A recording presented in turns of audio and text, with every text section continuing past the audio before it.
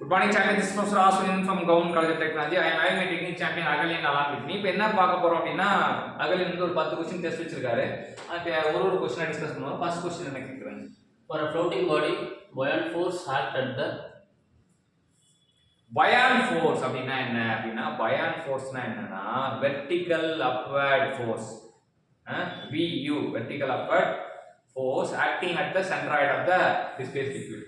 So displaced fluid ஓட centroidல act ஆகும் அப்படின்றது எங்க buoyant force எங்க ஆக்ட் ஆகும் buoyant force வெர்டிகலா இருக்கும் எந்த புள்ளியில ஆக்ட் ஆகும்னா centroid of the displaced fluid. The center of buoyancy is so மறுபடியும் அதான் அது ஆக்ட் ஆகிற இடம் தான் வந்து சென்டர் ஆஃப் buoyancy சொல்றாங்க அது centroid of displaced volume of the fluid ரெண்டுமே சேம் தான் அது ரெண்டுமே வந்து ஒரே மாதிரியான கேள்வி தான் ஆனா வந்து மாத்தி மாத்தி கேட்டிருக்காங்க.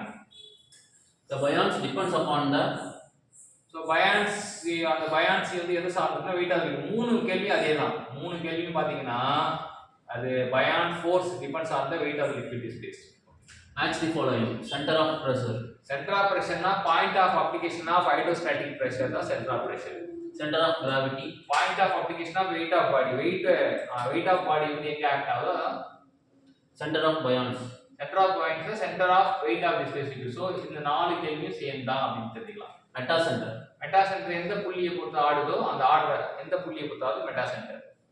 the point through which the whole weight of the body acts irrespective of its position எந்த மாதிரி பொசிஷனா வச்சுக்கலாம் அது வந்து பொசிஷனை சார்ந்து இருக்காது சென்டர் ஆஃப் கிராவிட்டி வந்து பொசிஷனை சார்ந்து இருக்காது. இப்போ நீ இந்த ஒரு எந்த ஒரு அந்த மார்க்கரே எடுத்தீங்கன்னா கூட மார்க்கர் வந்து பாத்தீங்கன்னா வந்து ஏதோ இப்போ இந்த சென்டர் ஆஃப் கிராவிட்டினா இப்போ இங்க பொசிஷன் எங்க வேணா இருக்கலாம்.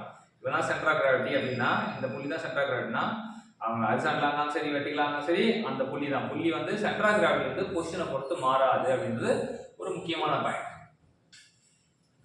The upward force exerted by a liquid on a body when the body is immersed in a liquid is known as so body வந்து கிணத்துலாம் போய் குதிச்சோம் அப்படின்னா கிணத்து மேல நம்ம உடம்பு வந்து லேசா இருக்கும். ஏன் அப்படி காரணம் பார்த்தீங்கன்னா நம்மளை வந்து யாரோ ஒருத்தர் தாங்கி பிடிக்கிற மாதிரி இருக்கும். அது அந்த தாங்கி பிடிக்கிற ஃபோர்ஸ் தான் buoyant force. அதாவது வெர்டிகல் அப்வர்ட் ஃபோர்ஸ் நம்ம பாடி மேல ஆக்ட் ஆகும்னு வச்சுங்களேன்.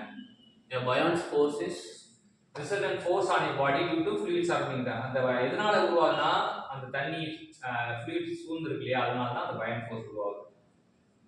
the resultant hydrostatic force acts through a point known as இங்க ஹைட்ரோஸ்டாட்டிக் பிரஷர்னு சொல்லிருக்காங்க. அந்த ஹைட்ரோஸ்டாட்டிக் ஃபோர்ஸ் ரெண்டுமே ஒண்ணே தான்.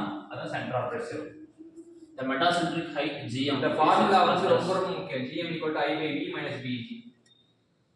oscillations of a floating body are small when the metacentric height is so oscillation smaller when the metacentric height அதிகமா இருக்கும்னு சொல்றாங்க. so 10 கான்செப்ட் நமக்கு அகலின் கத்து கொடுத்தாரு. கத்து கொடுத்த அகலினுக்கு தேங்க்யூ சொல்லுவோம். தேங்க்யூ.